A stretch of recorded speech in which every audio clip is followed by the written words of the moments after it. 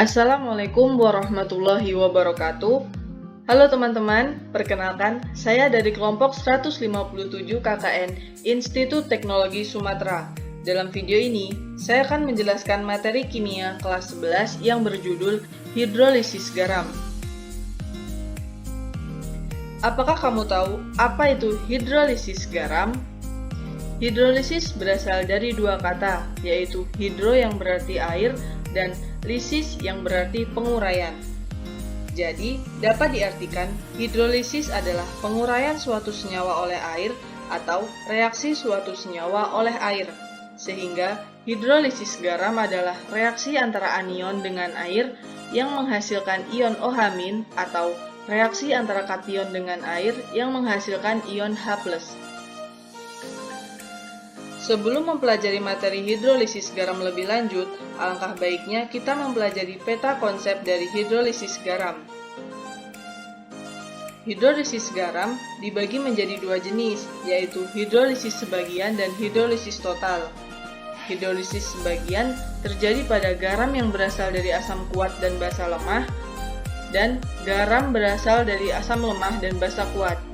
Garam yang berasal dari asam kuat dan basa lemah mempunyai hubungan KH sama dengan KW per KB dengan rumus penentuan pH yaitu konsentrasi garam sama dengan akar dari KW per KB dikali dengan konsentrasi garam.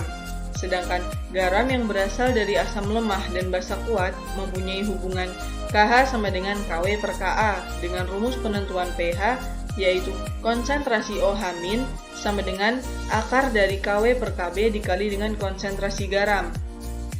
Hidrolisis total terjadi pada garam yang berasal dari asam lemah dan basa lemah, yang mempunyai hubungan KH sama dengan KW per Ka dikali Kb.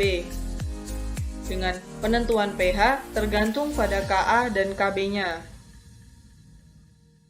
Selanjutnya kita akan mempelajari jenis-jenis garam yang terhidrolisis. Jenis garam yang pertama yaitu apabila asam pembentuknya kuat dengan basa pembentuknya kuat akan menghasilkan larutan yang bersifat netral. Contohnya NaCl, KNO3, Na2SO4, dan lain-lain. Larutan yang bersifat netral umumnya memiliki pH sama dengan 7. Jenis garam yang kedua yaitu apabila asam pembentuknya kuat dengan basa pembentuknya lemah akan menghasilkan larutan yang bersifat asam. Contohnya yaitu NaCH3COO, KCN, Na3PO4, dan lain-lain. Larutan yang bersifat asam umumnya memiliki pH kurang dari 7. Jenis garam yang ketiga yaitu apabila asam pembentuknya lemah dengan basa pembentuknya kuat akan menghasilkan larutan yang bersifat basa. Contohnya NH4Cl, NH4NO3, NH42SO4. Larutan yang bersifat basa umumnya memiliki pH lebih dari 7. Jenis garam yang terakhir yaitu apabila asam pembentuknya lemah dengan basa pembentuknya lemah akan menghasilkan larutan yang bersifat bergantung pada kekuatan relatif asam dan basanya. Contohnya yaitu NH42CO3, NH4CH3COO, NH4CN, dan lain-lain. Pada larutan ini memiliki pH yang berbeda-beda bergantung pada kekuatan relatif asam dan basanya. Untuk mempelajari lebih lanjut 4 jenis garam yang terhidrolisis akan dijelaskan lebih rinci pada video berikut. Yang pertama, garam yang terbentuk dari asam kuat dan basa kuat. Contohnya yaitu garam NaCl. Di dalam air, NaCl terionisasi sempurna membentuk ion Na+ dan Cl-. Reaksi yang terjadi adalah sebagai berikut. NaCl menjadi Na+ plus Cl- dalam fasa aquos. Pada larutan ini, garam bersifat netral dengan pH sama dengan 7. Garam yang berasal dari asam kuat dan basa kuat tidak mengalami hidrolisis air. Yang kedua adalah garam yang terbentuk dari asam kuat dan basa lemah. Garam yang berasal dari asam kuat dan basa lemah dalam air mengalami hidrolisis parsial atau hidrolisis sebagian, karena salah satu komponen garam atau kation basa lemah mengalami hidrolisis menghasilkan ion H+, maka pH kurang dari 7 sehingga larutan garam bersifat asam. Contohnya sendiri yaitu garam NH4Cl. Garam NH4Cl terionisasi menjadi ion NH4+ dan ion Cl-. Reaksi yang terjadi adalah sebagai berikut. NH4Cl menjadi NH4+ plus Cl- dalam fase aquos. Ion Cl- tidak dapat bereaksi dengan air, tetapi ion NH4+ dapat bereaksi dengan air menghasilkan molekul NH4OH dan ion H+. Reaksi yang terjadi adalah sebagai berikut.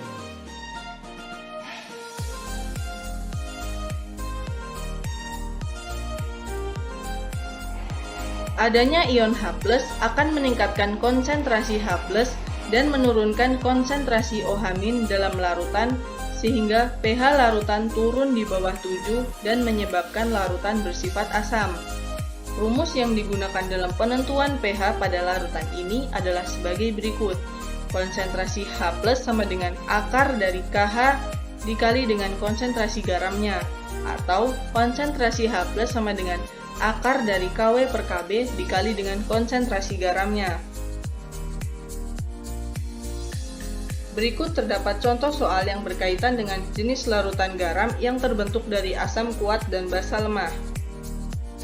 Hitung pH campuran yang terdiri dari atas 50 ml larutan NH4OH 0,2 molar dan 50 ml larutan HCl 0,2 molar apabila diketahui Kb sama dengan 10⁻⁵. Sehingga didapatkan persamaan reaksi sebagai berikut. NH4OH plus HCl menjadi NH4Cl plus H2O. Diketahui mula-mula mol NH4OH sebesar 10 mmol. Nilai tersebut didapatkan dari volume dikali dengan molaritas. Dalam kasus ini berarti 50 ml dikali dengan 0,2 molar sehingga didapatkan hasil 10 mmol. Prinsip ini juga berlaku pada larutan HCl. Karena pada mula-mula tidak diketahui jumlah mol pada NH4Cl dan H2O, maka mol pada larutan tersebut adalah 0 mmol. Dikarenakan pada contoh ini, mol NH4OH dan HCl pada keadaan mula-mula adalah sama, maka kita boleh memilih salah satu antara NH4OH atau HCl. Sehingga dalam keadaan bereaksi, pada reaktan molnya adalah 10 mmol, sedangkan untuk produk dalam keadaan bereaksi, dikarenakan koefisien antara produk dan reaktan adalah sama, maka dapat disimpulkan mol produk sama dengan mol reaktan. Sehingga pada saat keadaan sisa didapatkan hasil larutan NH4Cl sebesar 10 mmol. Untuk menghitung pH, kita cari terlebih dahulu molaritasnya menggunakan rumus mol per volume total. Pada kasus ini yaitu konsentrasi NH4Cl sama dengan 10 mmol dibagi 100 ml sehingga didapatkan hasil 0,1 molaritas. Berikut merupakan rumus yang digunakan untuk melakukan perhitungan pH yaitu konsentrasi H+ sama dengan akar dari KW per KB dikali dengan konsentrasi garamnya. Setelah dilakukan perhitungan, didapatkan hasil pH yaitu sebesar 5. Yang ketiga merupakan garam yang terbentuk dari asam lemah dan basa kuat. Garam yang berasal dari asam lemah dan basa kuat dalam air mengalami hidrolisis parsial atau sebagian, karena salah satu komponen garam atau anion asam lemah mengalami hidrolisis menghasilkan ion OH-, maka pH larutan lebih besar dari 7 sehingga larutan garam bersifat basa. Contohnya sendiri yaitu garam CH3COONa. Garam CH3COONa terionisasi menjadi ion Na+ dan ion CH3COO- dalam air. Reaksi yang terjadi adalah sebagai berikut. CH3COONa menjadi Na+ plus CH3COO- dalam fasa aquos. Ion Na+ tidak dapat bereaksi dengan air, tetapi ion CH3COO- dapat bereaksi dengan air menghasilkan molekul CH3COOH plus OH-. Reaksi yang terjadi adalah sebagai berikut. Adanya ion OH- akan meningkatkan konsentrasi OH- dan menurunkan konsentrasi H+ dalam larutan, sehingga pH larutan naik di atas 7 dan menyebabkan larutan bersifat basa. Berikut rumus yang digunakan dalam penentuan harga pH adalah sebagai berikut. Konsentrasi OH- sama dengan akar KH dikali dengan konsentrasi garamnya, atau konsentrasi OH- sama dengan akar dari KW per Ka dikali dengan konsentrasi garamnya. Berikut terdapat contoh soal yang berkaitan dengan jenis larutan garam yang terbentuk dari asam lemah dan basa kuat. Jika 50 ml larutan KOH 0,5 molar dicampur dengan 50 ml larutan CH3COOH 0,5 molar, hitung pH campuran yang terjadi apabila diketahui Ka yaitu sebesar 10⁻⁶. Sehingga didapatkan persamaan reaksi sebagai berikut. KOH plus CH3COOH menjadi CH3COOK plus H2O. Diketahui mula-mula mol KOH sebesar 25 mmol. Nilai tersebut didapatkan dari volume dikali dengan molaritasnya. Dalam kasus ini berarti 50 ml dikali dengan 0,5 molar, sehingga didapatkan hasil yaitu sebesar 25 mmol. Prinsip ini juga berlaku pada larutan CH3COOH, karena pada mula-mula tidak diketahui jumlah mol pada CH3COOK dan H2O, maka mol pada larutan tersebut adalah 0 mmol. Dikarenakan pada contoh ini, mol KOH dan HCl pada keadaan mula-mula adalah sama, maka kita boleh memilih salah satu antara KOH atau CH3COOH. Sehingga dalam keadaan bereaksi, pada reaktan molnya adalah 25 mmol, sedangkan untuk produk dalam keadaan bereaksi, dikarenakan koefisien antara produk dan reaktan adalah sama, maka dapat disimpulkan bahwa mol produk sama dengan mol reaktan. Pada keadaan sisa, didapatkan mol pada larutan CH3COOK sebesar 25 mmol. Untuk menghitung pH larutan garam CH3COOK, kita cari terlebih dahulu molaritasnya menggunakan rumus mol per volume total. Pada kasus ini yaitu konsentrasi CH3COOK sama dengan 25 mmol dibagi dengan 100 ml, sehingga menghasilkan 0,2 molar. Berikut merupakan rumus yang dilakukan untuk melakukan perhitungan harga pH, yaitu konsentrasi OH- sama dengan akar dari KW per Ka dikali dengan konsentrasi garamnya. Setelah dilakukan perhitungan, didapatkan hasil pH sebesar 8,31. Jenis larutan garam yang terakhir yaitu garam yang terbentuk dari asam lemah dan basa lemah.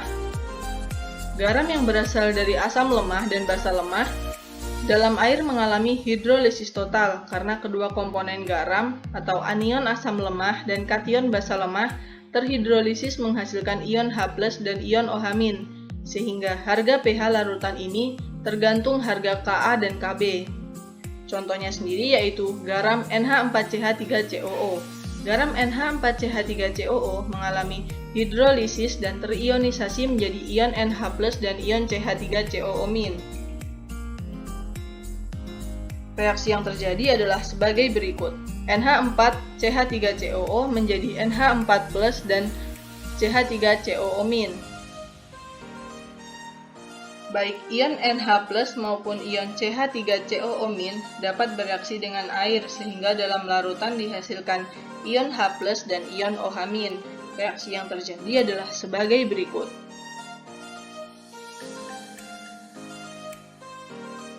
Ion H+ dan ion OH- sama-sama dihasilkan dalam hidrolisis garam jenis ini, sehingga sifat larutan ditentukan oleh harga tetapan ionisasi asam atau biasa disebut dengan Ka dan tetapan ionisasi basa yang biasa disebut dengan Kb. Rumus yang dilakukan untuk menentukan perhitungan harga pH yaitu sebagai berikut. Konsentrasi H+ sama dengan akar dari Kw dikali Ka per Kb.